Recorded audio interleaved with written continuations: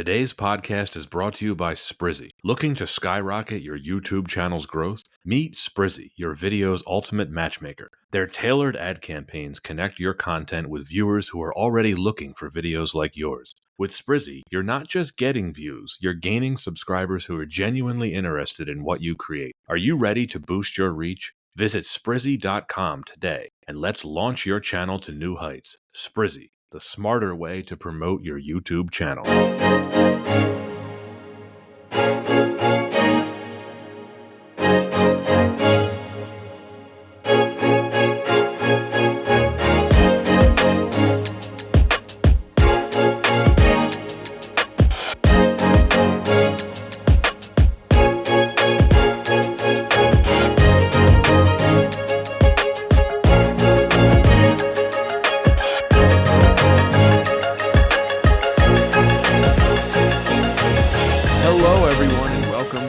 Season 6 finale of Why Wasn't It Better? I am your host, Patrick Darms. And I am your co-host, Anton Paras. And we have a first-time guest joining the podcast, Jake Valkusky. Welcome. Thank you. It's a pleasure to be here, especially for the finale of this series that I do love. So I'm honored. It's a big deal. Thank you. Yeah, awesome to have you here. You have any fun shout-outs or anything you'd like to share with the audience?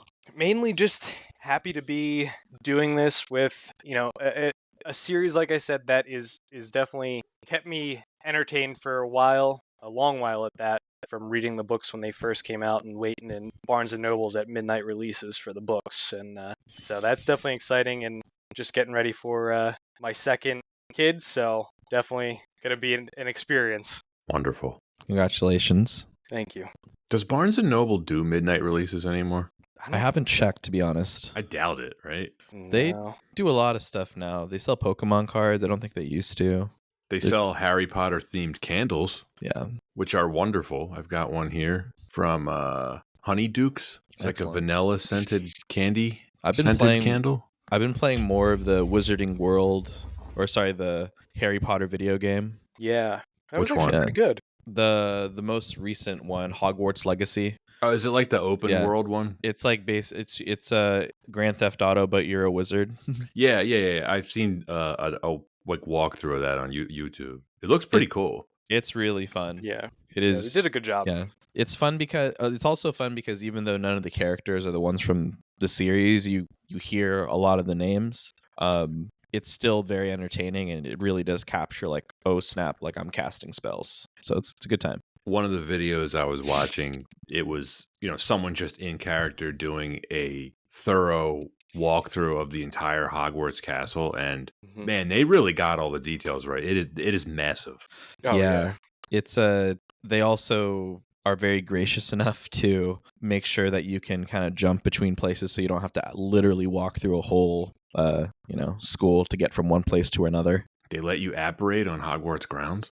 They do. Not only that, that's a violation. Not only that, but there's different locations outside of Hogwarts that you can go to, of course. So if you want to go to the Three Broomsticks, you can go to Three Broomsticks, but you got to open up your map and you're right back in Hogwarts. The village of Hogsmeade? Oh, yes. Love it. I think that's one of the reasons why I like that game so much. It's just because it allows you to see more of the world and the surroundings, and you can really appreciate the whole scenery. It's actually pretty good. They did a great job with that. Yep, totally agree.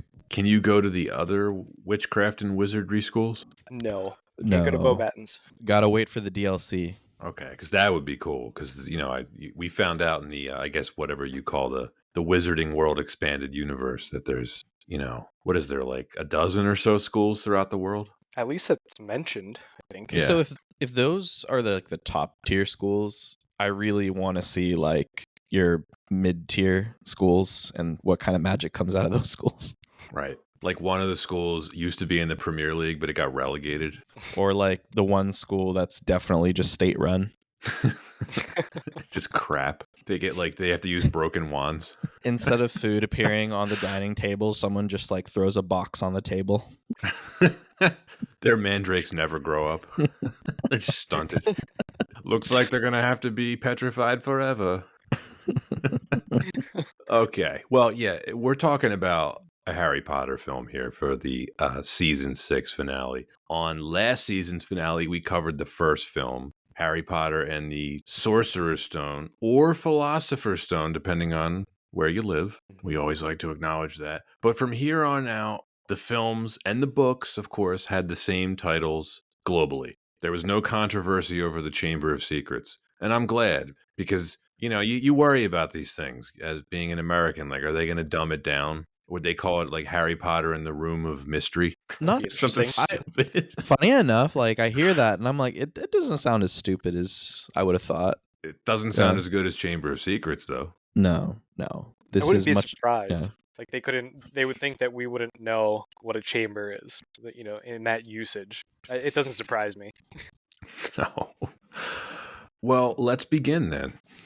So, the second installment of Boy Wizard Harry Potter's Adventures at Hogwarts School of Witchcraft and Wizardry, based on the novel by J.K. Rowling. A mysterious elf tells Harry to expect trouble during his second year at Hogwarts, but nothing can prepare him for trees that fight back, flying cars, spiders that talk, and deadly warnings written in blood on the walls of the school. Harry Potter and the Chamber of Secrets was released on November 15th, 2002 by Warner Brothers Pictures, Heyday Films, and 1492 Pictures. Directed by Chris Columbus, screenplay by Steve Kloves, based on the novel by J.K. Rowling, starring Daniel Radcliffe, Rupert Grint, Emma Watson, Robbie Coltrane, Kenneth Branagh, Alan Rickman, Richard Harris, Maggie Smith, and Jason Isaacs. The budget was $100 million, that is $174 million adjusted for inflation, and the box office was $882 million, that is $1.54 billion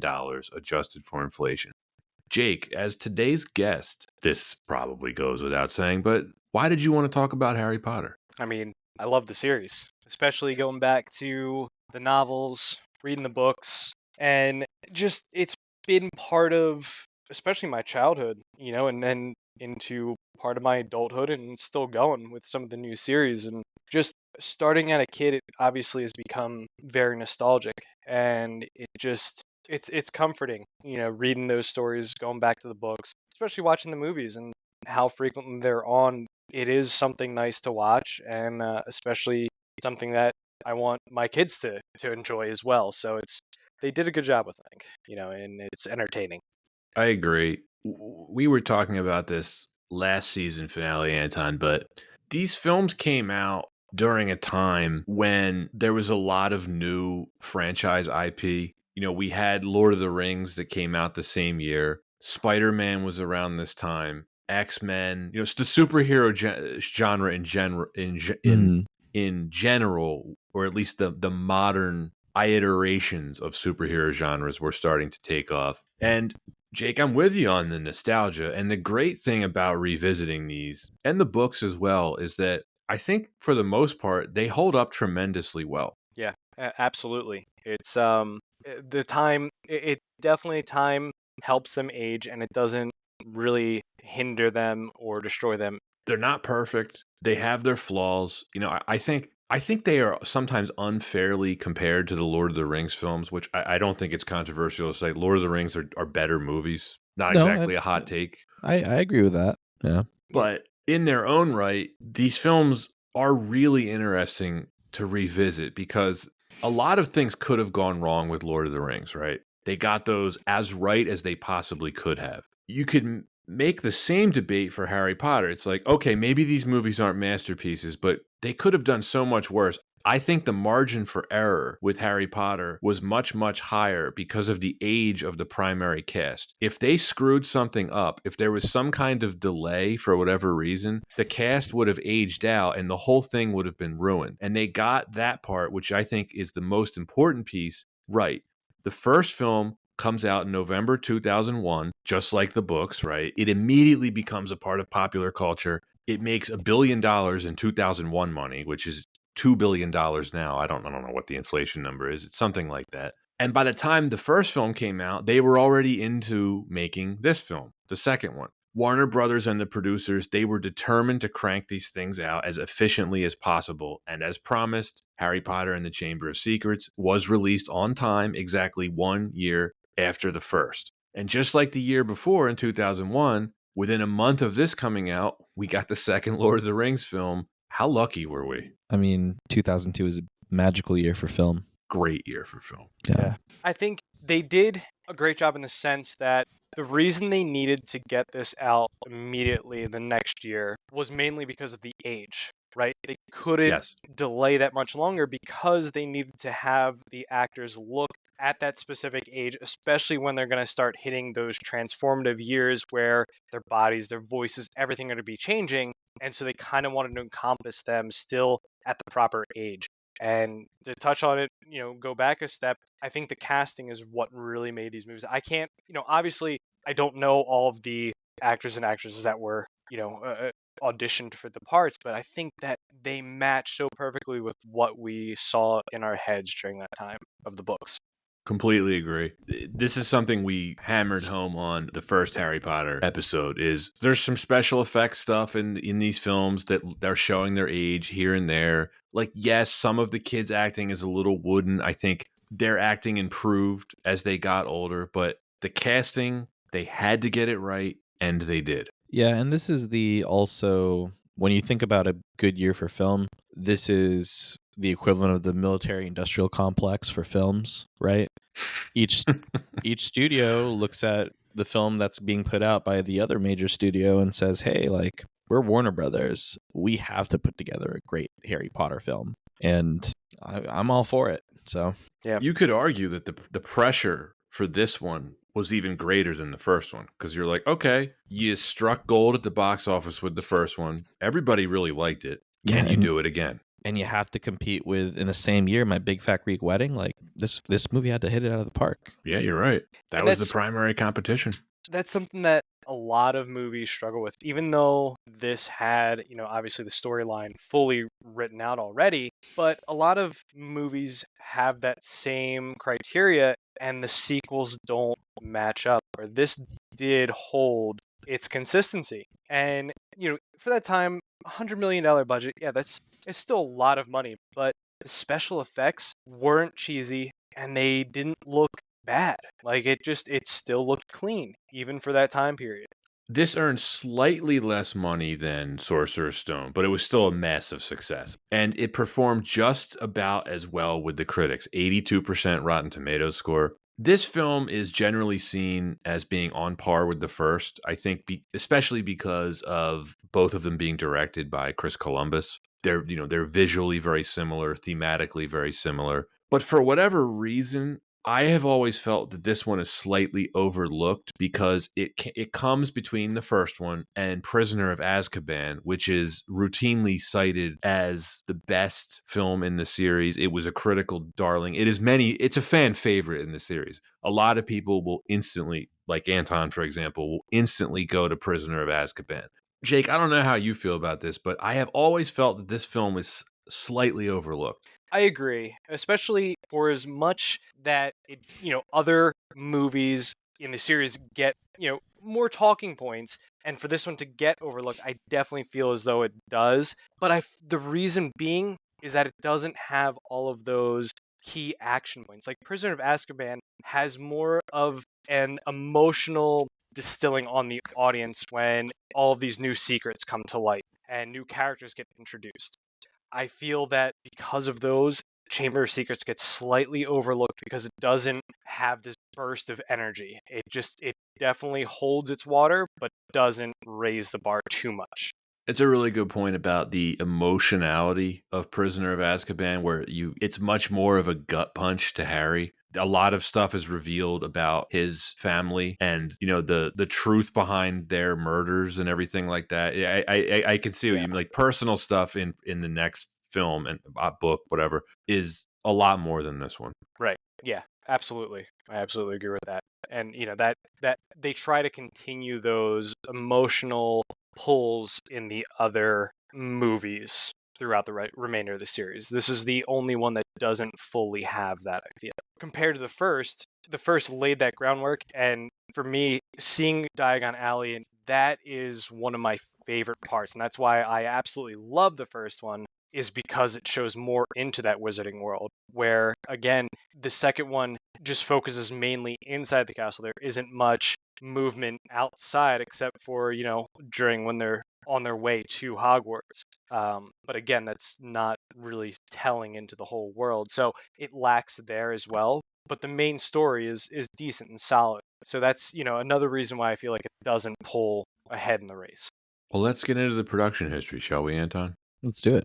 Things were full steam ahead even prior to the release of the first film. They were determined to get this out within 1 calendar year, as we mentioned. Hugh Grant was the first choice to play the role of Gilderoy Lockhart, but due to the reported scheduling conflicts, he was unable to play the character and the role ended up going to Kenneth Branagh. Jude Law also auditioned, but was considered to be too young. Just for what it's worth, I think both of those guys would have done a great job. Yeah.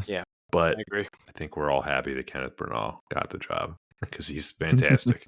Jason Isaacs originally auditioned for Lockhart, but Chris Columbus asked him to try for Lucius Malfoy as well. Isaacs didn't want to because it was too similar to his role as Captain Hook in Peter Pan, but he was too polite to say no, and then when he was offered the part, Isaacs almost turned it down, but his family members convinced him to do it. I have to say, that worked out really well for him because he ended up being in pretty much the rest of the films, and Lockhart is not. Yeah, I think he comes back needs though. to thank his family.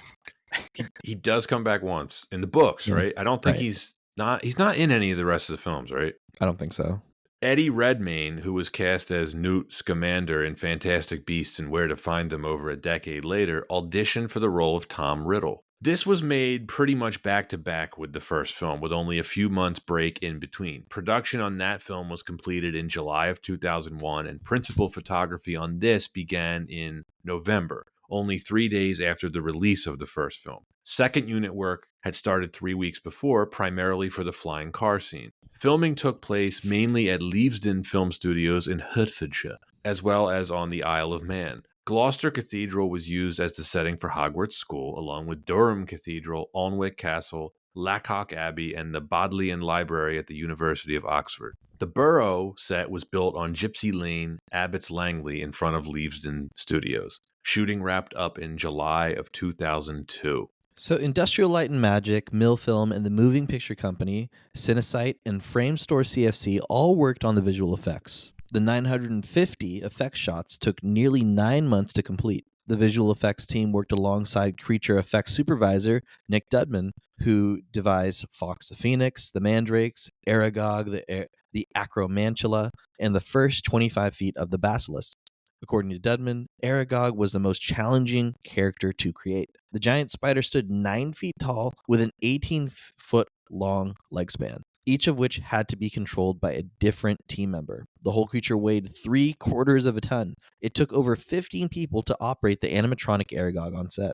The Whomping Willow sequence required a combination of practical and visual effects. Special effects supervisor John Richardson and his team created mechanically operated branches to hit the flying car. John Williams, who composed the previous film's score, returned. Composing the film proved to be a difficult task, as Williams had just completed scoring Star Wars Episode II Attack of the Clones and Minority Report, when work was to begin on Catch Me If You Can. Because of this, William Ross was brought in to arrange and conduct Williams' music. Wanted to highlight this, as Williams almost always does this himself. Now, Williams cranked out 4 film scores in less than a year. Do we expect any less of the master? We do not. He always Trivia does time that. for you both. This ended up as the second highest grossing film of 2002. What was first? It was Lord of the Rings. Yeah. Yeah, it has to Yeah. be Lord of the Rings. Yeah. I'm going to rattle off the top 10. I wanted to mention this because this is how much different things are now. Of the top 10 highest grossing films, I saw 9 of them in the theater.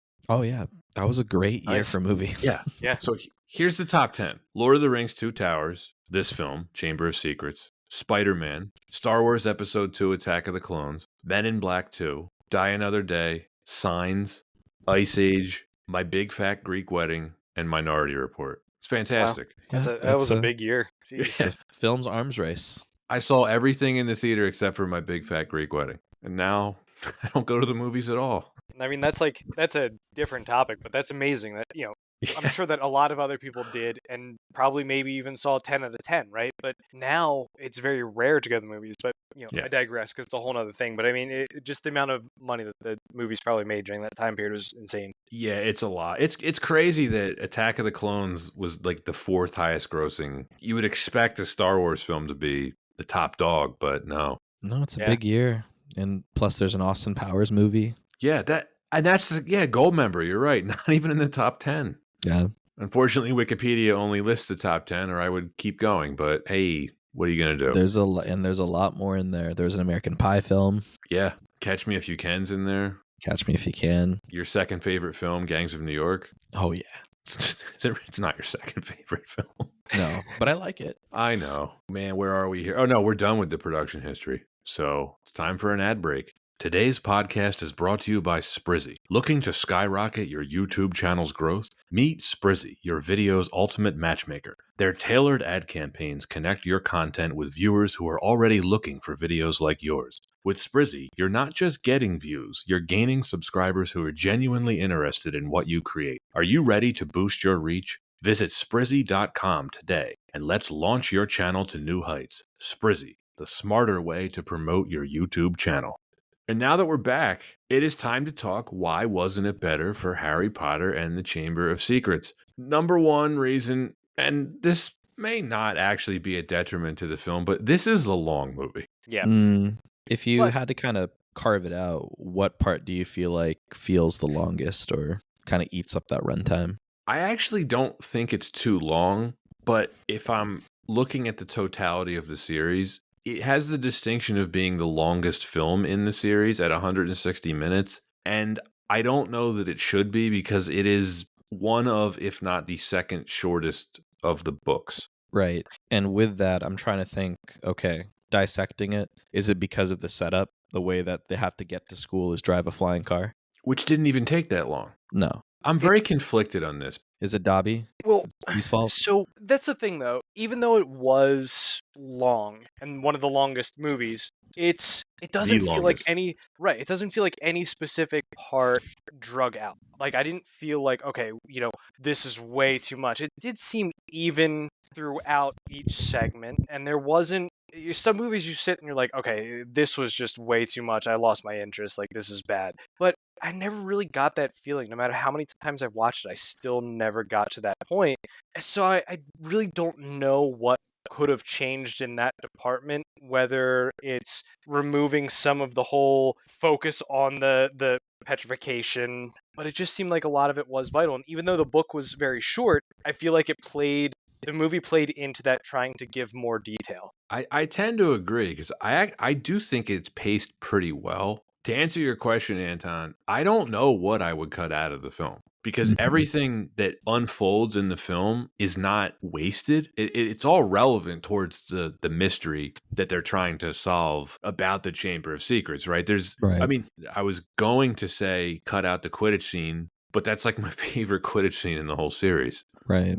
And I mean, they make a quote about that, right? How he says that the other team is scared that you're going to petrify him, Harry, right? So, like, Right. it plays into it. Yeah, this is my thought with the film and its length is that there is an investment in world building and with that attention to detail and putting it on screen, in which case they had a lot of fun with it. Probably, I joked earlier, like, is it how they had to get a car, fly a car and like get past the Whomping Willow to go to school? It probably didn't have to be that long of a scene as well. It's pretty short portion of the chapter that it's in the book, but it is still expansive enough that it's so memorable. And I feel like you do that with a lot of the scenes in this book with a lot of the scenes in this film. So I think it is just part of it is the world building. I concur with you about the Whomping Willow thing. Like, was it necessary for the plot of this story? Technically, no, but it is one of the most memorable chapters in the book. And if you want to get real nitty gritty, it does establish the Whomping Willow, which is a key component of the plot in the next story. Yeah. So exactly. there is that. And I actually think, man, holding the runtime against this film is slightly unfair on my part, I think, because we didn't know that it was going to be the longest film in the series in 2002. I think if you're just looking at it 20 plus years later, you're like, how is this longer than Goblet of Fire or Order of the Phoenix? It shouldn't be. Yeah, it is still a long film. And especially with the rewatch, I did notice how much less of the day I had. But So you agree, like there's nothing really wasted in it. no, nothing wasted. I think it's just that's part of the enjoyment factor. I think the runtime could be what hurts this film in terms of aging, because especially looking at the next couple generations, their attention span may not be as long, right? So this runtime, they could lose interest quicker, right? I feel like, especially looking at how a lot of media has come into YouTube Shorts and stuff like that. So that's the model where this could definitely be a deterrent. I would argue that when I think of attention spans nowadays and all the brain rot content, the need for that attention span is kind of frequently moving into something new and shiny to catch attention. And I think the benefit of this film, despite its runtime, is each new scene is very exciting, and it is presenting something new, or you have a new development of the story, or you're in a new setting, or you're in a different bathroom. So I think it still presents itself in a way that can be very exciting for kids nowadays, but total different discussion. Kids' brains are rotting with their attention spans. That's fair. Very true, but fair. I hope when I show these movies to my kids, they won't think they're too long or they're boring. Like I would be devastated if they do. Right? Yeah. I mean, very anecdotally, talking to other, or talking to some parents and showing their kids this movie around, and these are kids that are like 7 or 8. They seem to like it, right? Yeah, and kids really enjoy it. Yeah.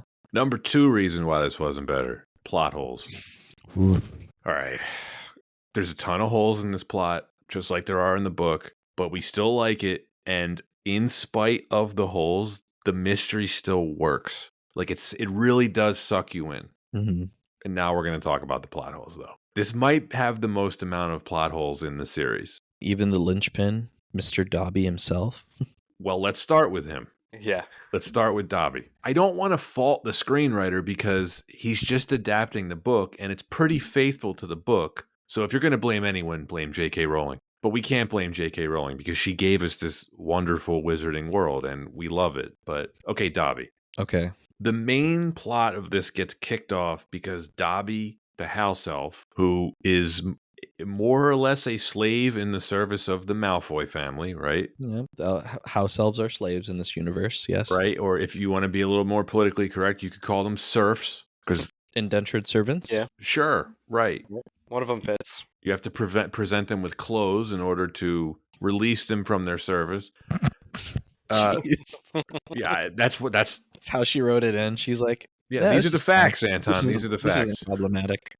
So Dobby, it is funny. It's hilarious. Dobby becomes convinced that Harry Potter is a target of Voldemort via the Chamber of Secrets being opened, and he tries everything within his power. And as we know, house elves have extremely powerful magic. He tries everything within his power to protect Harry from this evil, right? Mm-hmm. Yeah. How would Dobby have known that Harry was going to be targeted? Well, I mean, we don't really know his divination skills, right? We have no, like, it's baffling to me, and I've always thought about this since the book. He makes all the effort to show up in front of Harry, say, you mustn't go back to Hogwarts, but just will insist on why he won't say anything. And you never really know. No. I had this funny theory about Lucius Malfoy just stumbling around his manor, like drunk, and just like talking about like what he's going to do with the diary. And maybe that did happen, right? Maybe Malfoy likes to get drunk and talk about his evil schemes. But that doesn't even make sense because, as we know from the later books, Lucius does not realize that the diary is a Horcrux. Voldemort didn't tell any of his followers that he made the Horcruxes. Nobody knew that. Mm-hmm. Right. So what did he tell Lucius, or again, how did Lucius even come in possession of the diary? If it was through Voldemort, then what was told to him so he wouldn't know the master plan? So then what did Dobby fully know? Or was I have this written down. So Okay. Voldemort did give him the diary, but Mm-hmm.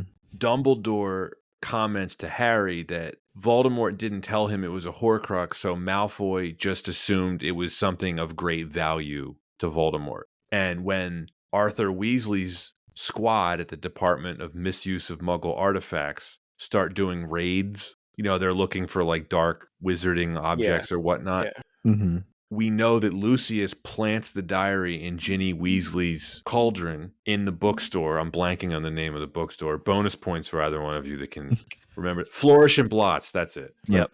We know that he plants it on Ginny Weasley for two reasons. Number one, to rid himself of this dangerous, incriminating object, and he wants to discredit Arthur Weasley. Yeah. So that's a lot. Still a lot. Doesn't explain how Dobby knew about this thing. And Dumbledore knows a lot. And yeah, I think the weirdest thing, especially as I've grown older and thought about this, Malfoy is basically an ex-terrorist. Oh, right? yeah. And it doesn't seem like there's a lot of oversight into observing these ex-terrorists and their he's rich. actions. Oh. He's rich and powerful and has a lot of influence in the Ministry of Magic.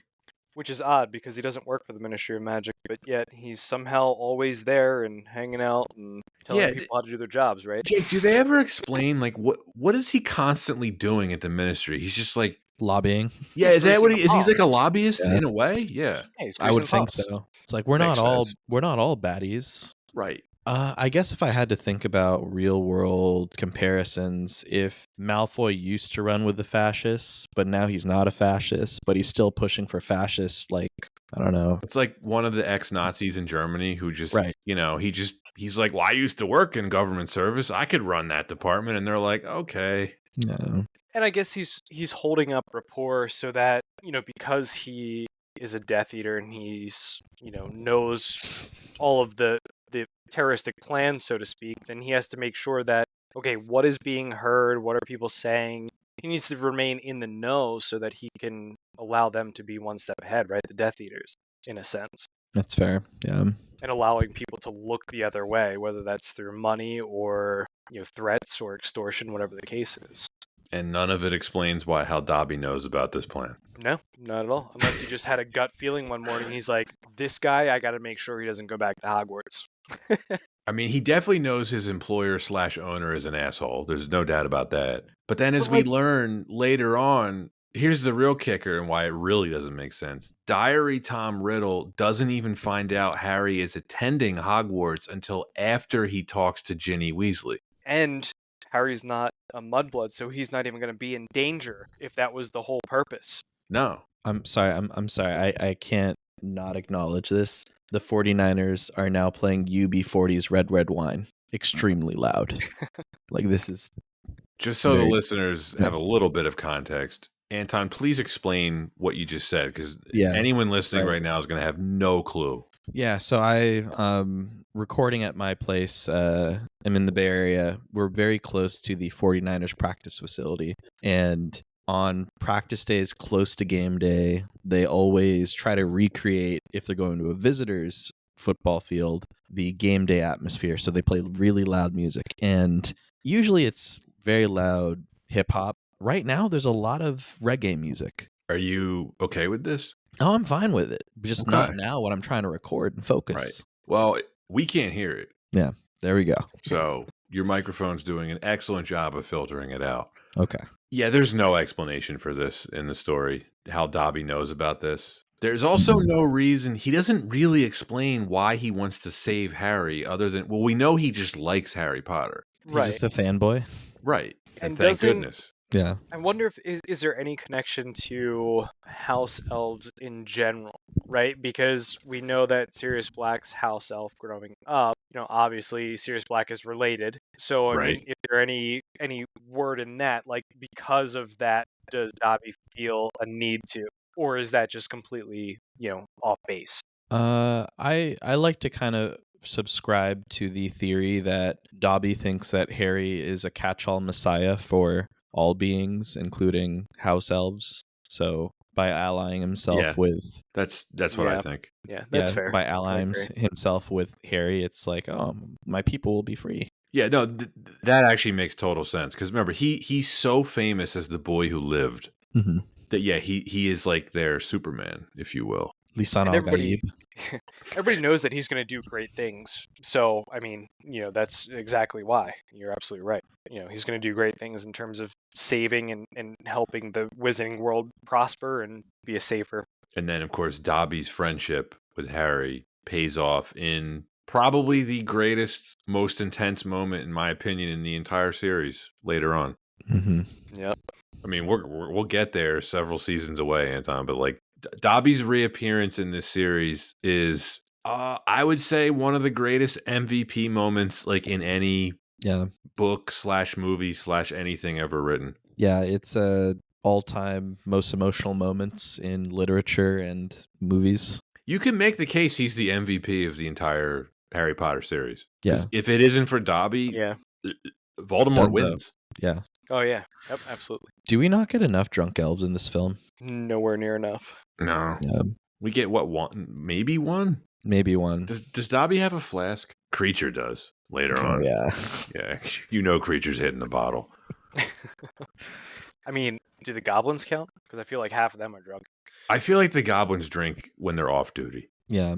I don't They seem know. like they're big on business. Yeah. All right, next plot hole. And this one, I think, you could argue is more egregious. So the official story is that Moaning Myrtle was killed by Hagrid's pet, which is a giant spider who ends up being named Aragog, right? Damn it, Hagrid. And this allegedly happened 50 years before the events of this story. Right. Did they not do an autopsy? Like, wouldn't they be able to tell if she got bit by a giant spider? Well, if it's it should be able to be detectable, like what is a basilisk death versus like a spider death, right? I feel like if it was a spider, a bite, she would be eviscerated because the fangs would be ginormous, right?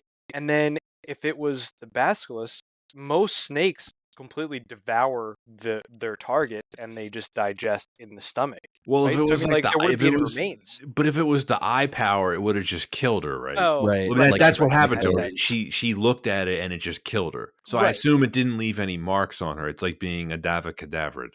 So then at that point, why would they even go with the spider? Because there would be markings of some sort, and or like spiders do, would wrap in a web, right? So this is the only other thing I can think of is maybe a basilisk stare also creates the same like petrified reaction that would be to like any venom. So, but I mean the bite thing is still kind of like the it doesn't make sense. I also was thinking maybe Tom Riddle just did a really good frame up job.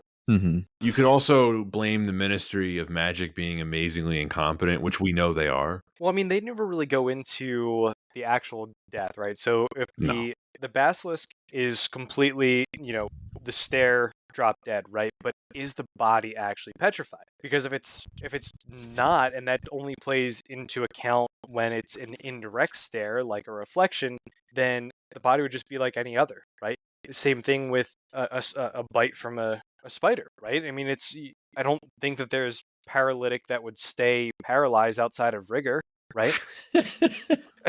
Oh man, I hope everyone listening right now is a real Harry Potter fan. Otherwise, they're gonna have like, what are you guys talking about? Did you guys see like what platform did you guys watch this on? Max.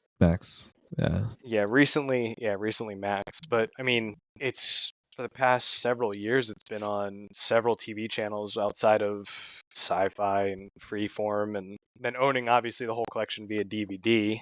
I bring it up because I watched it on Max too, and I don't know if it's just the definition on the TV, but I was just still really impressed. Moaning Myrtle still does not look 35. No, she does not. Like they just do a really good job. Speaking of Moaning Myrtle, so she's a ghost. Mm-hmm.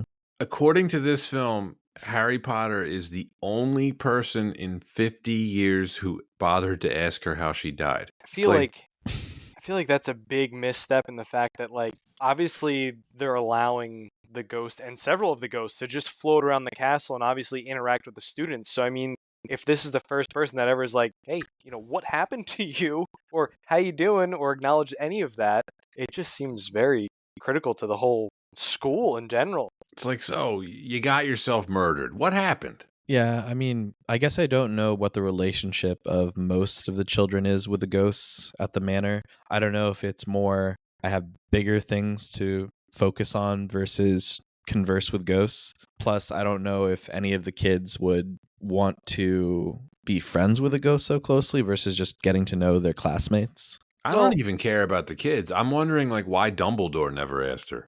right. Mm, Especially from a yeah. staff standpoint, because the bathroom that she's located, plus the Chamber of Secrets, it is in a less traveled area of the school, so it sounds like there's not much human interaction. But from a staff standpoint, they should know, and yeah, I mean, just from an investigative point of view, instead of just blindly assuming that it was Aragog, be like, hey, what happened to you? You want to shed some Case light, closed, it was a spider. right? Like, were you bit by a giant spider? No. Okay, then. Right.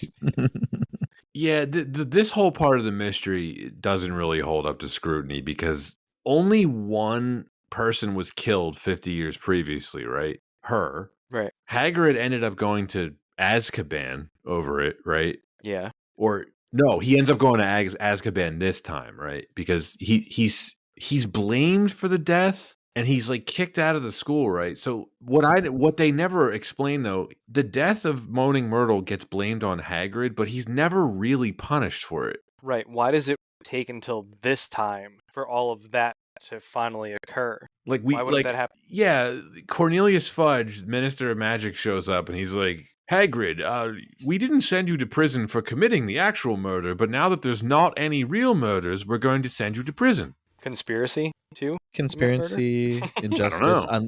unless if we're assuming that there are still Death Eaters in place and undercover, they're purposefully throwing things off and Doesn't make sense though. None of them know about the diary. right. And And Tom Riddle did this all when he was a student before he had Death Eaters. and so again, what would be, they have specialists, and definitely a big area of study is the beasts in the world, right? So 50 years prior to what Aragog is now, what would the size be? Right? Would it even be capable? What would be and what Oh, type of venom and everything they like that? show it in the Yeah, flashback. Oh, it's yeah, like yeah, pretty yeah, big. you're right. Yeah, it's like the Yes. size of like a Yeah. cat or a dog, maybe. Yeah. Yeah. But still, okay. I just feel like there would be a lot more damage if it was from a spider bite of that size. Plus, like I said, most spiders, they wrap up their prey in webbing before they actually bite to restrain, right? So Right. was there any trace of that? This is the worst plot of the series. It really is. We're just tearing into this. Yeah. And yet, when I was reading this as a 11 or 12-year-old kid, I was eating it up because it is a real page turner. When you're reading through Oh, the yeah. chapters, you're like, oh my gosh, someone else got petrified. Hermione, what? Yeah, petrification, And she figures it injustice. out.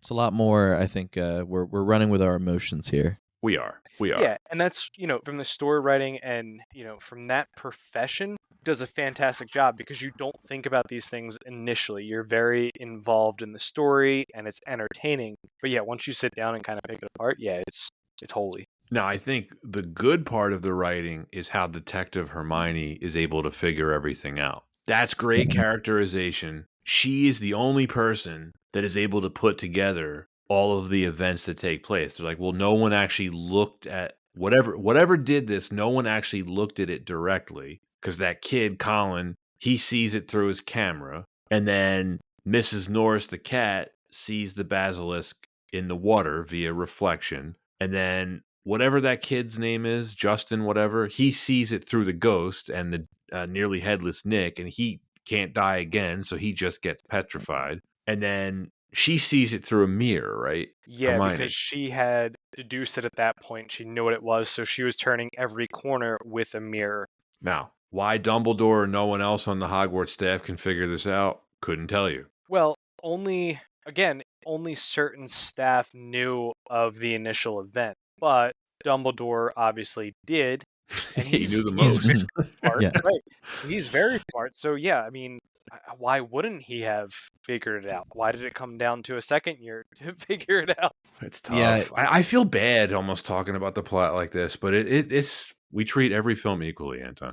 Well, I'm trying to think too. It is one of those cases where it just so happens the stuff start occurring conveniently when we're focused on the main character and what's going on in the story. But everything else from like the timeline perspective, it's just like they could have done this then. I think that's where there is just a bit of creative liberty of, well, whatever, for whatever reason they didn't imagine it, and that's why.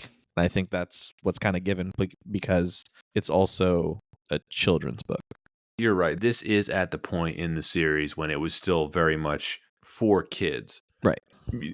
Harry Potter is an interesting book series because you'll often ask the question, like, are they actually kids' books? And it's like the first 2 or 3, I would say, are young adult books, but from Goblet of Fire onwards, they're really not. Yeah, Goblet of Fire is definitely it's also kind of the perfect time for when I read it because I was also like a teenager when Goblet of Fire came out. So it felt like, oh, the books are growing up with me. Was that 2003? No, I thought it was 2000? later. Because the first book was like 97. Right. Can someone Google this? Yes. I feel like we have to know this now. But then... Because the last one, Deathly Hallows, was 07, I think? Yeah. Yeah, so the Goblet of Fire was in 2000. Order of the Phoenix was in 2003, and Half-Blood Prince was in 2005. Okay. Deathly Hallows in 2007. Man, she was efficient. She really was. Yeah. So this Chamber of Secrets came out in 1998, and the movie was 2002. So 4 years. Oh, yeah. So I was 10 when I read this. Wow. Okay. Yeah. No wonder I ate this up. Preteen. Yeah, preteen. No wonder I ate this up. You don't think about these plot holes when you're 10 years old. No. No, not at all. You love this and watching Equilibrium. That didn't come out yet, Anton. No, you're right. That movie stinks. Was that also 2002? I feel like it was. What a year. Equilibrium, folks. The introduction of Gun Kata to the West, 2002. And what Blade a year. 2 came out the same year. Man, what a year. Road to Perdition. Yep. Lone Wolf and Cub. I was just thinking about this. If Dumbledore was very aware of Tom Riddle and what he was up to, right?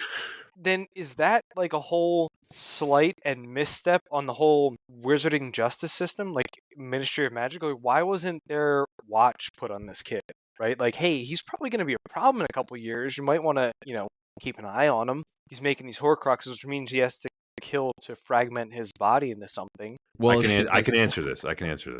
Yeah, it's because after he turns 18, he is no longer a ward of the state. So then they were like, well, we're going to wash our hands of this, and whatever happens, happens. But, like, that doesn't happen in today's society. Like, if there's a problem person, they go on a watch list. I feel like that's what happens. So why wouldn't the same thing apply? I can answer this. So Dumbledore suspected he was involved when this originally happened, but Dumbledore was smart enough to know that he had zero evidence. So anything he said, and Riddle was very, very much well liked by the rest of the staff, including the headmaster. So Dumbledore knew if he were to accuse Riddle of anything, it would be a waste of his time because he had no evidence of anything. So he took it upon himself to just keep an eye on him. The other reason is that Dumbledore did not know about the Horcruxes until actually what happens at the end of this story. He is very curious about the diary, and when Harry explains to him what happens to the diary, specifically when he stabs it with the fang, and in Harry's words, it quote unquote kills whatever Riddle was possessing this diary. And it makes Dumbledore very suspicious, and that is what causes him to start to look into Riddle's past. This is how he uncovers the mystery of the Horcruxes. Yes, but remember how Tom Riddle confided in that one professor asked him, Slughorn? He asked Slughorn about a piece of dark magic that he had stumbled upon in the library.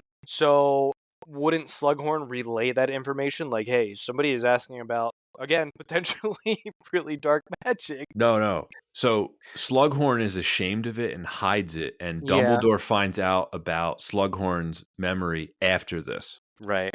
Yeah. During his investigation, it leads him to Slughorn, and that's how he finds out about basically what ends up being an incomplete memory, which we see in Half-Blood Prince. Yeah, I forgot about the fact that he was embarrassed by it and ashamed and wanted to hide it. I forgot that he hid it. But I mean, like, just thinking in today's, I guess I was relating it to like today's terms, you'd kind of want to at least tell the principal, right? I mean, but I get that he was ashamed. That's kind of Yeah. where I was going with it is like, hey, I know this person is up to something, but yeah, no, I get it. And I think the other key part of that is so many people were afraid of Voldemort. There were not a lot of people in the wizarding world that knew Voldemort used to be Tom Riddle. That was a pretty closely guarded secret. You know, there was only a Oh yeah, select few like Dumbledore who even were aware of Riddle's history and they knew that even knew of the connection. yeah, yeah. Hmm. But yeah, Dumbledore kind of phones this whole thing in. The one interesting thing though is I guess it couldn't be fully solved without a Parseltongue having the knowledge, right? Right. Because in order to open up everything and get to the root cause, you had to be a Parseltongue. And so even if Dumbledore had any inkling, I mean, he would have had to then consult with Parseltongue. No, you're absolutely right. That's the final piece of the puzzle that Hermione is able to piece together when she realizes, like, only Harry can hear this voice. Why is that? And then, of course, remember, this is actually a part of the plot that holds up. Remember, Dumbledore asks Harry, is there anything you want to tell me? And Harry doesn't tell him that he's hearing the voice. Yeah. Probably should have, but it makes sense because he's just a stupid 12-year-old. Right. And he probably doesn't think much of it other than maybe he's going to think I'm nuts or just plays it off as nothing that's critical information that could be related, right? Because at the time he doesn't know it's a basilisk, that's a snake, right? So, No. All right. Next reason. This is just going to be everything that we like because we were quite harsh on the plot. I actually think this improves on the novel in some ways. You know, it totally omits chapters like the Death Day party that nearly headless Nick has. That slowed down the story a little bit. Yeah, it did. so actually, really quick, I kind of want to jump back to that plot hole because I just thought of something. And that was that maybe when Voldemort gave the diary to Lucius, that was the connection that he knew that Harry was a Parseltongue because he made Harry a Horcrux. So Voldemort would be the only one that knows that at that point. So he knows, okay, he might be a Parseltongue. With that being said, it lures Harry into the chamber, which could allow, at that time, Tom Riddle or the Basilisk to kill Harry at that point. Because Maybe he would be the only one that could access it, right? I don't know. Maybe that's it's the possible. only speck of twine that can tie it together. It's very possible. He certainly Sorry, I know, yeah. manipulates Harry into, pointing him in the direction of like, well, it was actually Hagrid. Right. Yeah. So yeah, sorry. Kind of went backwards, but yeah, it just dawned on me. No problem. I'll go back to my point. This is a lot of things that I want from a sequel. It takes all of the world building elements that the first film did so successfully, and I think in some ways improves on it. While we don't see as much of the bigger wizarding world that we do in the first film, what I really like about this one is that it moves the story of Harry and his friends forward. Yeah. One thing I did want to note about that, there's definitely a difference with a sequel like this compared to, some other sequels that maybe didn't have a book written beforehand for it. I feel like the benefit here, right, for the series is just very well written books to help set it up. And thankfully, the care and attention put into the writing process and working with the author to make sure that it's set up in that way to feel more cohesive. And then we're actually world building and also following along as the actors improve and as the story also builds and builds. So I think that's something unique to this, series, which is, great for the film as a sequel, but also just within a vacuum, like, it definitely succeeded because of that's just how the series was set up. Yeah, absolutely. And I think it ties in several points to that where because it didn't really expand into several different, towns and areas, and it did focus on the story, less locations, and then taking from the shortest of the books, it elaborated on a lot of those details and built out the story a little bit more from the already great story writing that J.K. Rowling provided, right? So it had a great foundation and they just expanded and helped that tie everything together more firm. Keeping her involved in the decision-making process is the best decision that they made for the series. It's as simple as that. Oh, yeah. And just like the book, pretty faithful to the book. It's darker than the first one. It's a little bit more mature, just like you would expect it to be because the main characters are a year older. And when it comes to the central cast, I think also one of the improvements over the first film, their acting is better. They Oh had yeah. it's just you can just see what the 2 years give or take between the start of the first film and the finishing of the second film, what it did for them. Yeah. Yeah, and I think they got more comfortable. They knew what they were doing. They were working with primarily the same group of people as well as, all of the staff. And from what I've heard, it was a great environment for them. Like everybody was very friendly, happy to work with them, built them up, wasn't overcritical. So I think all of that played into them growing as actors and actresses. Anton, you had like a smirk on your face. You look pretty happy. What's going on? Just thinking about the visual elements of the story, and I was comparing it in my mind to the illustrations in the original books, and I feel like it captured that same magic, even though the illustrations were just very much like what at the beginning of each chapter. Yeah, yeah. They're And awesome though. They're yeah, so cool. yeah, and I feel like capturing that same magic, for lack of a better word, was again just something I really appreciate about this film. All of the performances, it ties into what you're saying, Anton, where it captured one of the things that the series, I'm talking about the books and the movies, are underrated for is the humor. There's some like outrageously funny stuff Yeah. in this. Oh yeah. You don't think of these as comedies, and they're not comedies, but the humor in this series is really brilliant, and it's from the whole cast, right? It's not just one or two characters.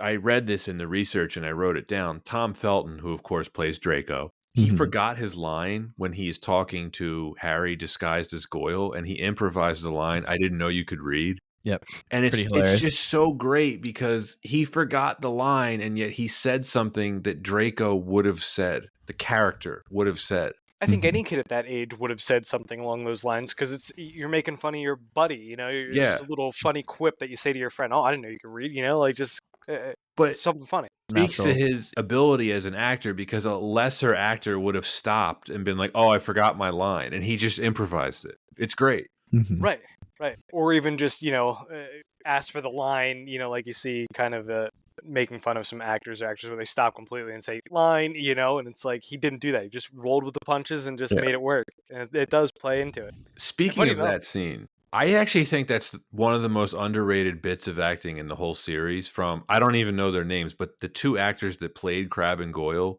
when they're essentially having to play Harry and Ron impersonating them, they sell it really well. It's really funny. Yeah.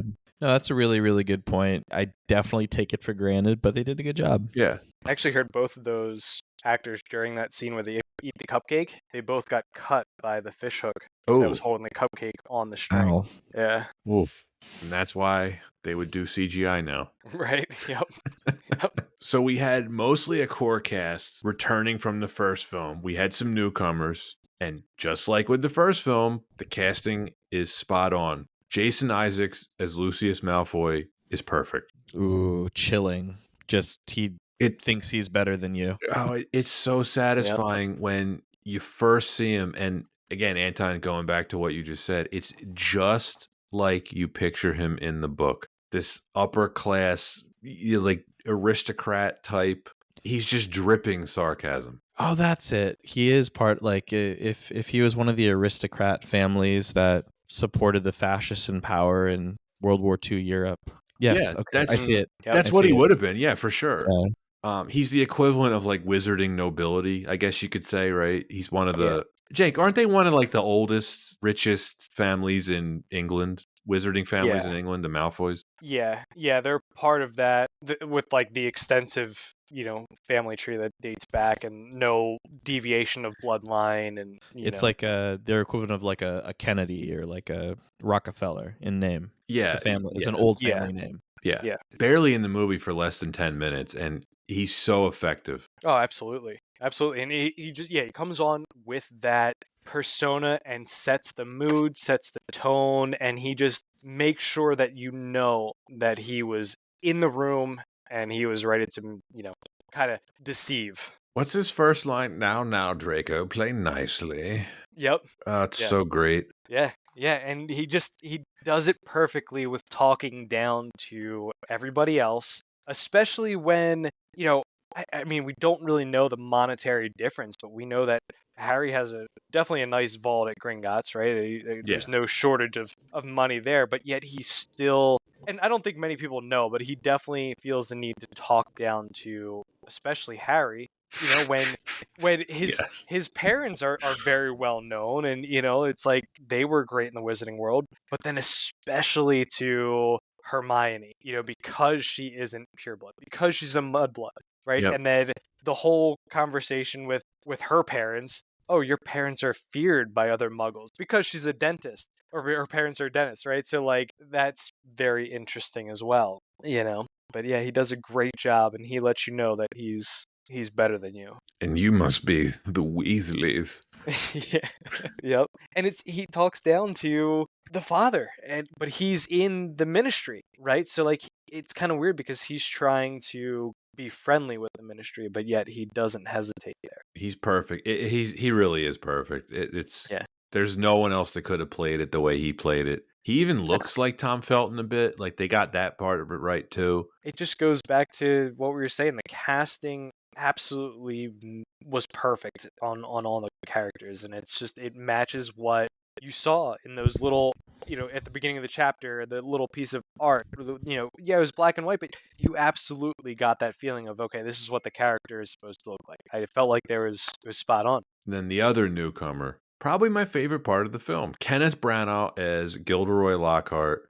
Hugh Grant could have done a great job, but I'm so grateful we got Branagh because Anton, we've talked about Branagh on this podcast in a number of episodes. He is amazing in this role. The right level of cheesiness, but charismatic, and just really believes in himself. Yeah. Smug, shallow, dim-witted, but as we find out later, like slightly dangerous. Yeah. Yeah. Yep. He just would do anything to get the notoriety that he wanted. Jake knows this because we've talked about this over the years, but my favorite thing from not only the book, but also this film is Ron's absolute disdain for Lockhart. Yeah. He can't stand him. Everything he says, there's an eye roll. Yeah, You just he's feel like, what the it's so great. It's even Yeah. funnier in the book how much he hates him from the very second he lays eyes on him in Flourish and Blots. He's like, what is this guy's deal? I can't stand this guy. Yep. Yeah. And I think that's it. You know, a young Ron is speaking for the audience of like, what is on screen right now? I know Ron gets some crap in this series. There's a lot of people that, you know, make fun of his character, but I love him in this movie. Rupert Grint does such a great job of capturing that specific part of the book and others. Is just his absolute disdain for Lockhart. Yeah, if anything, you know, Ron isn't your typical sidekick, right? He definitely has a very fully fleshed out individual personality, and he grows as much as any other character. But boy, howdy, do they make him quite hilarious when it's the Potter Puppet Pals. When his wand breaks, when he's Oh, yeah. coughing up the slugs. I mean, when his fear of spiders, it's great acting. He's not Well- so he's not even fat, but Harry just keeps saying, "Don't touch me, Ron, you're fat." Well, actually, funny thing is, the fear of spiders was not acting. He is actually that scared of spiders. So just the thought of the spiders, that's when they're in the forest, that's him like 100%. Like he doesn't even have to act to portray that. That's just how he feels. It's amazing. Even if you're not afraid of spiders, if you saw like a 12-foot spider, you'd freak out. Oh, absolutely. Absolutely. Gosh. Or is that the weirdest thing you'll see in the Wizarding world? No, not even close. Right? Like you'd freak out. I think in general, you'd be taken aback for a quick sec, but I think you'll find your composure. I think puking up Whomping Willow. slugs. Yeah, that's gross. Yeah. I think everyone bad. can. There's a Apparently, they lot of taste things. really good. The Whomping Willow is. There's so many terrifying things in this film. Yeah, Whomping Willow. I think for me, why isn't there like a pro boxer yet with that as his nickname? Whomping Willow. It should be a That would be- racehorse name. Yeah, oh, so good. Right? That is good. I hate to say this. It was tough to watch Richard Harris as Dumbledore. Yeah, Yeah. just not comparable, unfortunately. I know he's a great actor, but you can tell he's terminally ill. Mhm. Yeah, he was reserving a lot of energy because of that. He didn't have that energy, and you know, it's unfortunate. he's supposed to be a pretty high energy, like energetic character. And, I mean, it's probably not a hot take, but I much prefer Michael Gambon's take on the character. That's not really fair because, Richard Harris was only in the first two films and Dumbledore does, I would say, the least in the first two. Yeah. But it is what it is. Christian Coulson plays young Tom Riddle. He's great. I didn't know the actor's name. I had to look it up, of course, but he has to make a big impact in only a few minutes of screen time. In fact, the entire film's plot hinges on him, and he does it. Yeah, very solid performance. Did a great job. We get some big names doing voice work in this film. Toby Jones voices Dobby. Dobby! All right, what's the assessment, Dobby? Cute or freaky? Oh, God, definitely freaky. Freaky, but not, like, scary. Yeah, I think almost ugly cute. Yeah. Yeah. I think that was their Almost. intention. Almost ugly cute. Like, Almost. It's like... Like he could have been in the Polar Express. Yeah. Yeah. The other big name, Julian Glover voices Aragog. Super good. Yeah.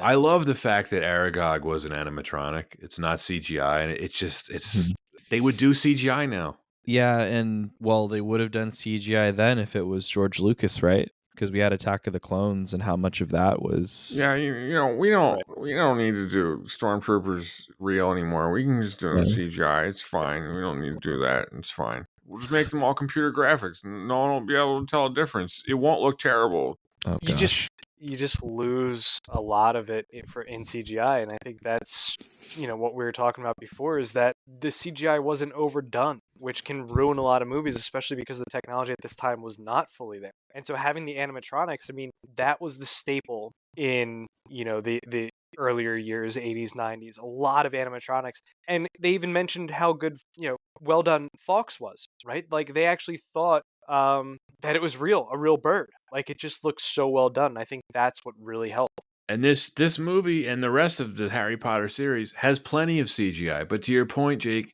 an appropriate amount. Oh yeah, yep, exactly, not overdone. Yeah, you compare the effects in this to like CGI Yoda and Attack of the Clones. It's not comparable. No.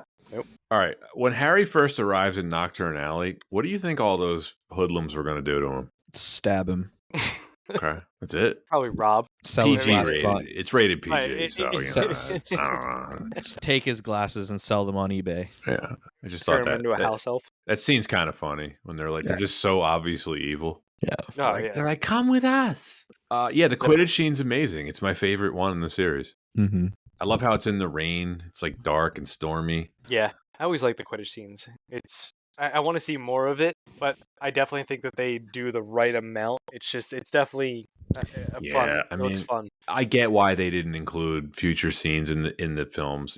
They just didn't have enough time. I mean, the one we all wanted to see was the Quidditch World Cup final, obviously. Yeah, that would have been great. I know. Actually see that. It's one of the most anticlimactic parts of any movie. Everyone went to see Goblet of Fire ready for that game, and they just don't show it. Yeah. Yep. Yeah. That was the big point, and that would have been an extra cherry on top to see how awesome that would have been. They do revisit it in the Cursed Child play, so a lot of fun there if you do want to see a bit of the Quidditch World Cup, but it's a stage play, so don't expect a lot of broom flying. I won't. Yeah.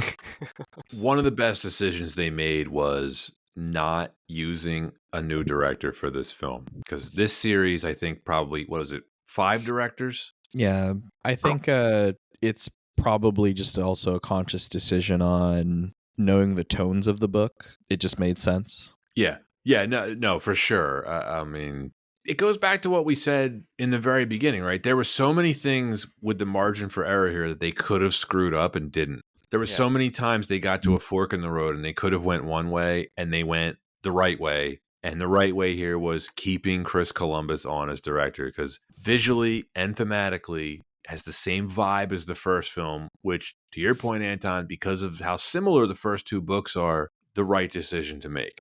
Yeah, because it not that much drastically changes, so it would have been a bigger detriment if it would have changed at this point rather than when it does change, because then it's a whole different outlook in terms of larger things happening in the movie. So this was like the perfect lull to kind of keep it and then make a change where drastic stuff is already happening story-wise. Yeah.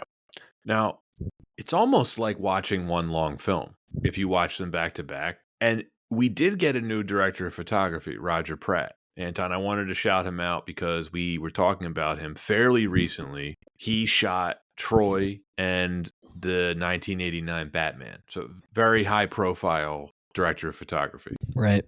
Very experienced. This is a really well shot film. I like how it looks like the first film, but a little darker, which is what you want. Fits the theme. Yeah, and even like you get to the climax of this film, we get that awesome Chamber of Secrets set. It's just lit so well. Yeah. Yeah, the Lego set for this also fits thematically with the film. It's super Nice. cool. I bet.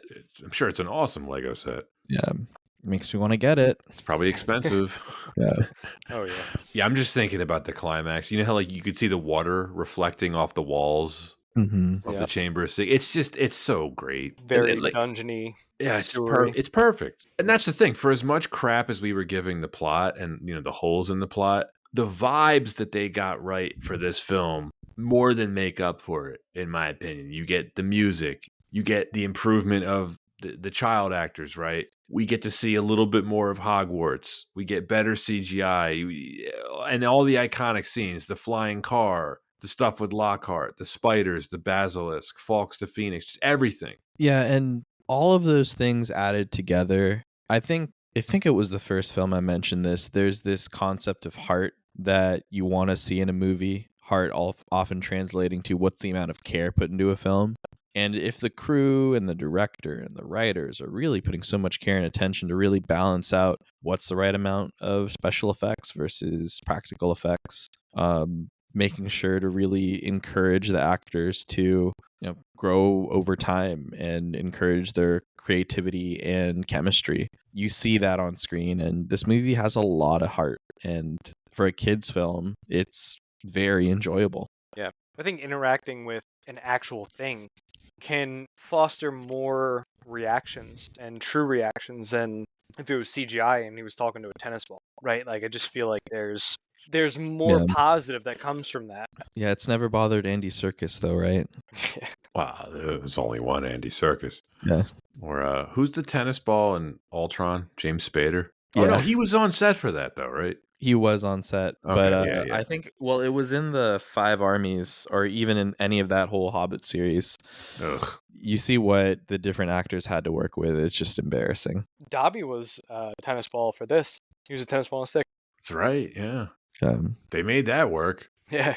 Yeah, you know what? That's some underrated acting from Daniel Radcliffe. Yeah. Because he's great in that scene where Dobby shows up in his room. Right. We haven't talked about Daniel Radcliffe yet. We probably should because, we said all the kids acting improved, but his is the most noticeable. Yeah, I mean, he gets majority of the focus too. and what part of really sells it? Is it growing a little bit older, the voice change? I think that, and I think, again, going back to the climax, it's just him and Riddle in the chamber, right? Harry has to get very angry in that scene, and he sells it. Yeah, he shows some different emotions, and it works. He makes those new emotions fit. I think I may be confusing this with the book. I can't remember if this is an actual line from the film, but regardless, this will play out much later in the series in Half-Blood Prince. It ends up being a very important thing that Voldemort tells him. He says, Dumbledore never seemed to trust me as much as the other teachers, or Dumbledore never seemed to like me as much as the other teachers. Mm-hmm. And Harry says, I'll bet Dumbledore saw right through you. And he's getting like really pissed off. Yeah, that was interesting. That was good. It's all stuff like that, Anton. Like there's no one scene where Radcliffe just blows all the other cast away with his acting ability, but I think it's just it's the total package of everything. You see him go up a level with each subsequent film. Yeah, there's no, throughout the film, I can't think of anyone that necessarily is a real scene stealer. I think that they all work together very well. Yeah. Yeah. And I think that's what really helps all of them because they kind of just balance off each other, right? And I think that helps generally in any situation, being able to have everybody on the same page, and it helps them all grow and make a great film. But in the next film, Gary Oldman. Yeah, solid point. Oh, the great Gary Oldman. Too old to play Sirius Black, but it's okay because we like Gary Oldman. Yeah. You know the wild thing about the Harry Potter series? Do either of you know how old Harry's parents were when they were killed? Were they in their early 20s? Yeah. Yeah. Yeah, they were 21. Yeah. Jeez, It's wow. wild. So if you think about it like that, Sirius Black should have been our age, Yeah. Right. Yep. which is scary. But I mean, he got But, I grizzled mean- in Azkaban. Yeah. Yeah, but at the same time too, it's playing with appearance and age. We already just talked about Moaning Myrtle. I'm Right. still really amazed. They went Yeah, I didn't know. Yeah. like they literally went with a 35-year-old actor. Well, I brought that up because I've heard criticism, which is ridiculous criticism, about like, well, you know, some of the adult characters are too old. Like Alan Rickman's too old, Gary Oldman's too old, and it's like, yeah, but if That's you ridiculous. can get those guys to play in your movie, like you get them. Yeah, like that's one of the fun things about the Harry Potter films is you really do get like just a murderer's row of amazing British actors. Yeah. Like Yeah. it's just so cool. Yeah, Like, absolutely. I don't know how old McGonagall's supposed to be in the books. I don't care because we have Maggie Smith playing her. It's fine. Like I'm okay with it. Yeah. Yeah, and she fits the role. Like the whole kit and caboodle works, right? Like it fits. It just works well. Man, it's just so amazing that she was pushing through chemo while filming. Right? This one? Right. Yeah. Really? Yeah, because she was continuing. Yeah. Damn. Yeah, she's a beast. R.I.P. One of the all-time greats. Absolutely. Long filmography. Yeah. The actor for Uncle Vernon, he's Oh, been Richard Griffiths. in a lot of funny Yeah. films. Yeah. Or in a lot of great films. Yeah, a lot of like British TV stuff too, is my understanding. Yep. Like, yeah, just Mhm. And Aunt Petunia. I saw her in something recently in completely different role, and it didn't dawn on me at first that that's who it was until I was like, she did something that reminded me. I was like, oh my god, that's Aunt Petunia. Yeah. So completely different. Like happy, smiling, go lucky. Like it was just completely different. So the next film, we don't have to talk about Prisoner of Azkaban too much, but visually quite different than these two. Do we miss the Hogwarts and the visuals that we get in these two films? Because that third film, and Anton, you can attest to this, is celebrated. Yeah, I think that whatever sacrifice is made in tone or what other emphasis is made, I am all for seeing true to a director's vision. And so if the director's vision was we're going to focus more on kind of creating more closed sets and character development and making that feel more intimate and fill the scenes of magic, I'm fine with it because, hey, I've never been more terrified than seeing a Dementor on screen in that film. I'm not going to tell you what I think until we cover that film. All right. Jake, any thoughts on that? I don't think it necessarily is a bad thing because again, it's continuing to expand on the whole, not only the wizarding world, but also it shows more of outside of that. And yeah, with the direction of the Dementors, it's a whole new aspect that's being added to it. So it instills a lot more emotions that make you feel different things than what the other movies have, and I think it's a great direction. And it's an interesting turn, right? So like you're not expecting it, and then when it occurs, it's great. I don't think it's a detriment at all. Well, we've run through pretty much all the notes. We were talking about the length of the film. We spent some time ragging on the plot holes, and then we just talked about what we liked. Do we have anything to add before we bring this home and give our ratings? Anton, you're on mute. I'm ready to jump right in. Let's do it. All right. Well, since you are the guest, would you like to go first? Sure thing. Yeah, absolutely. So obviously, as mentioned, there was several plot holes that we discussed, but I think taking it from an entertainment standpoint, I think it definitely lives up to that. And there's a lot of great writing that is at the base, which is backed by, which helps this movie kind of flourish. And I think I would give it a low A, high B in terms of based off of entertainment and being able to generally look past any of those plot holes. Like I really had to take a fine-tooth comb to, kind of pick it apart. So generally entertaining. If you had to find, where you'd want to land between that high B and low A, where would you land? I would aim more towards the high B because Okay. its predecessor to me was definitely on terms of an A, and some of the Mhm. following movies are A as well. So looking at this in totality of the series, I would say higher B. Okay. Yeah.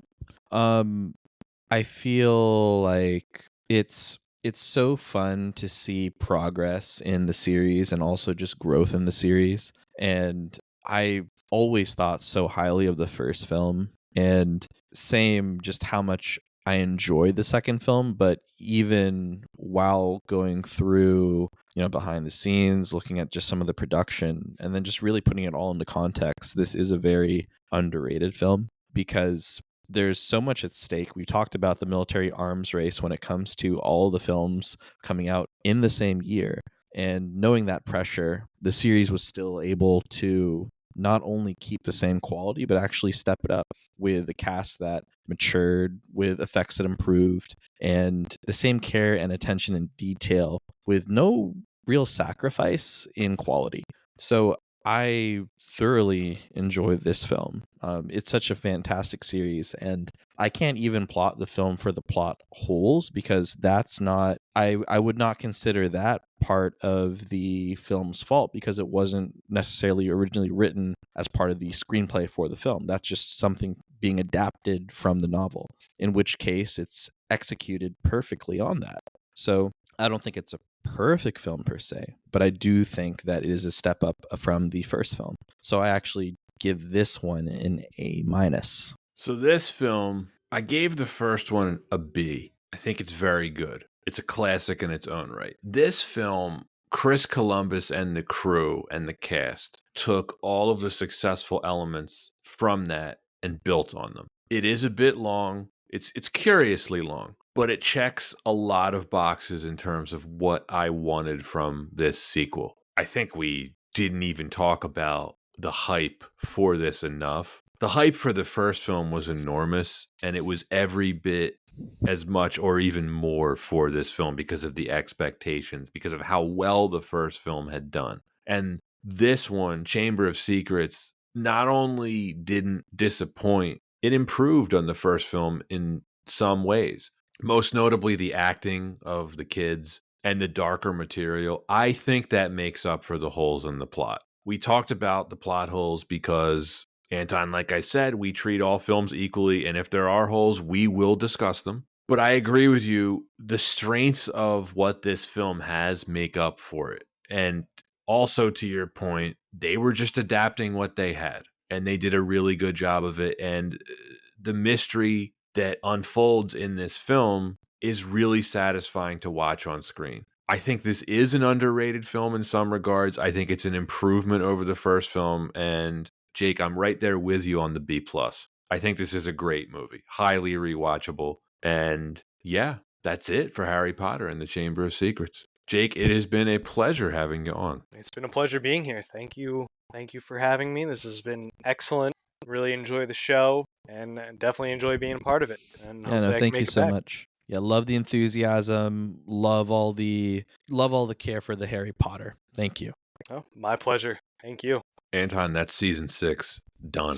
All right, season 6. It's going to be a fun season 6 recap because I feel like this was our best yet. Oh, absolutely. But the best is yet to come, as they say. Yeah. Yeah. Season 7 will be even more fun. It'll be interesting to record some of season 7 because both you and I are expectant fathers. Yes, we are. We have some significant life changes coming, and it's going to, But it'll be a good time. It'll be a magical time. Yeah. The theme of this episode. Oh, yeah. So, listeners, you can expect to hear our usual season recap a couple of days after this episode. And like always, we don't believe in taking breaks. Season 7 will commence next week. We can say what it is, right? It's a big film. As we always do with our season premieres, it's Avengers Age of Ultron. Featuring special guest Garrett O'Ringer. That's right. Garrett's first appearance on a season premiere. He's been tested on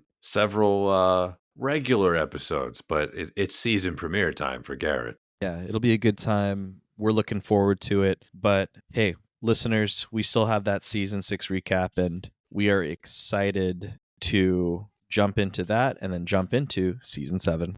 As always, if you are listening on Spotify or Apple Podcasts, please give us a follow and a 5-star review. Be sure to check out our YouTube channel as well. You can find us on Instagram, Twitter, and TikTok. And for those of you who would like to support us directly, we have a Patreon. Links are in the description. Thanks for listening, and see you next time.